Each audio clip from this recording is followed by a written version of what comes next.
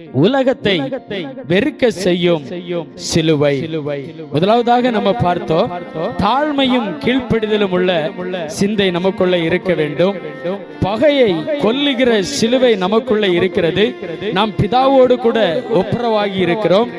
மூன்றாவதாக, கிறிஸ்தவை உடையவர்கள் உலகத்தின் ஆசா பாசங்களுக்கும் இச்சைகளுக்கும் இடம் கொடுக்காமல் சிலுவையை சார்ந்திருக்கும்படியாய் ஆண்டவர் அழைத்திருக்கிறார். நான்காவதாக, உலகத்தை வெறுக்க செய்யும் சிலுவை. ஆண்டவராகிய இயேசு கிறிஸ்துவை ஏற்றுக்கொண்ட பிள்ளைகள் இந்த உலகத்தை முற்றிலுமாக வெறுக்கிற ஒரு பிள்ளைகளாக காணப்படுகிறார்கள்.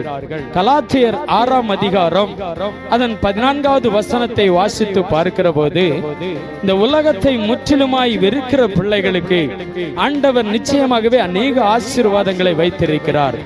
இந்த உலகத்தை முற்றிலுமாய் நான் வெறுத்து தேவனை எப்பொழுதும் நான் சார்ந்திருப்பேன் என்று சொன்னால், ஆண்டவர் என்னை நான் இருக்கிற இடத்துல என் தலையை உயர்த்துகிற தேவனாய் இருக்கிறார். என்னை ஆசீர்வதிக்கிற தேவனாய் இருக்கிறார்.